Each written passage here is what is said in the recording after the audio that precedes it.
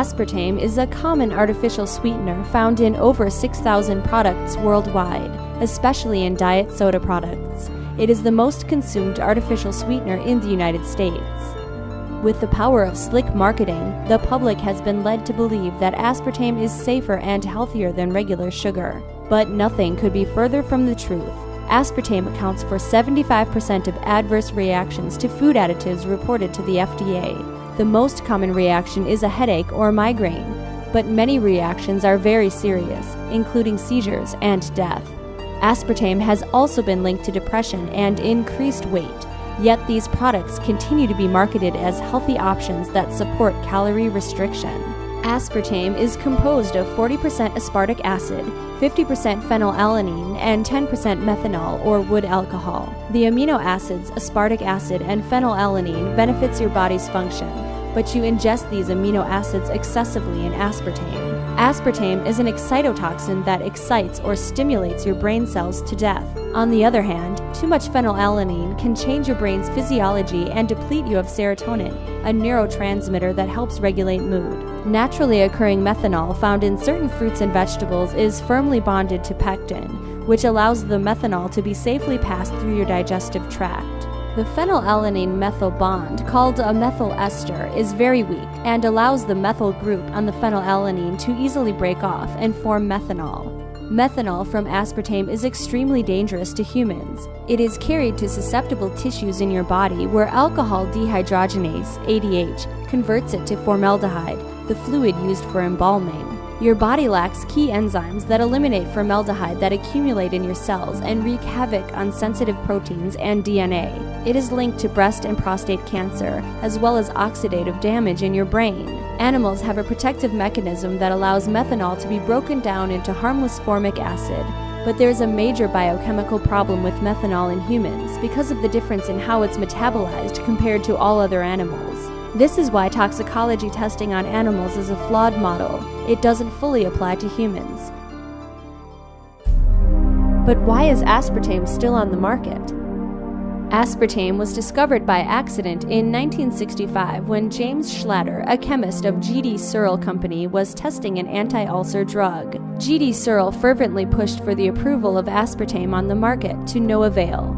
Scientific evidence, including the Bressler report created in 1977, linked aspartame to a number of side effects, including a huge risk of brain tumors. It also revealed fraud and manipulation of data done on aspartame studies. One day after the inauguration of Ronald Reagan in 1981, Searle reapplied to the FDA for approval to use aspartame as a food sweetener. Its CEO, Donald Rumsfeld, had Dr. Arthur Hull Hayes Jr. appointed as the new FDA commissioner. Hayes appointed a 5-person scientific commission to review the current decision on aspartame. When it became clear that the panel would uphold the ban, Hayes installed a 6th member who voted in favor of aspartame. He broke the tie in aspartame's favor, which led to the inevitable approval of the sweetener in 1983. In 1985, Monsanto purchased G.D. Searle and made Searle Pharmaceuticals and the NutraSweet company separate subsidiaries. Today, there are over 900 published studies revealing the detrimental effects of aspartame. Migraines are the most reported aspartame reaction.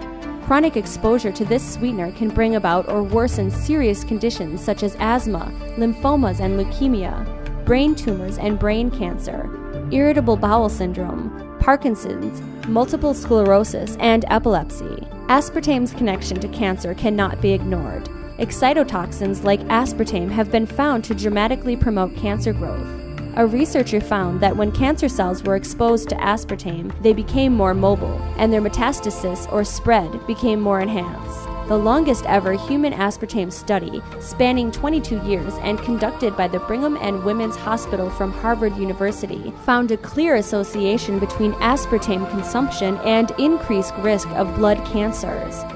The Harvard study found that men who consumed more than one diet soda per day had a heightened risk of developing multiple myeloma and non-Hodgkin's lymphoma. Leukemia was associated with diet soda intake in both sexes. This study strongly confirms the dangers of aspartame for humans, as it is the first large-scale and long-term observational human study ever conducted on this sweetener. But after yielding to severe pressure from the industry, the researchers downplayed their findings, minimizing the impact of the study.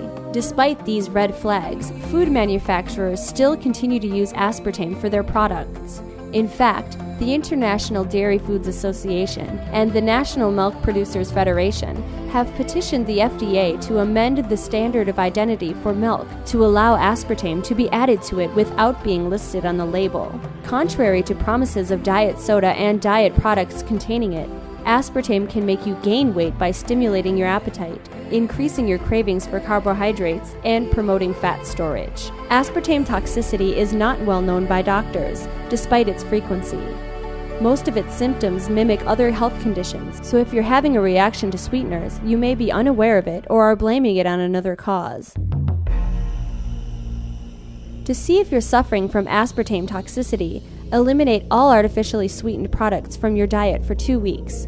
Reintroduce them to your diet one by one for about 3 servings per day. Compare how you feel with when you weren't taking any sweeteners. If you notice no changes, your body is able to tolerate it acutely without any immediate response. If you notice that you are experiencing side effects, you should immediately report it to the FDA by going to the FDA Consumer Complaint Coordinator website and calling the phone number for your state. Stick to natural sweeteners such as stevia, lohan, and dextrose. Take note that even these should be consumed in moderation. If you are struggling with high blood pressure, high cholesterol, diabetes, insulin sensitivity issues, or are overweight, it is recommended to avoid all types of sweeteners, both artificial and natural. For more information, visit Mercola.com.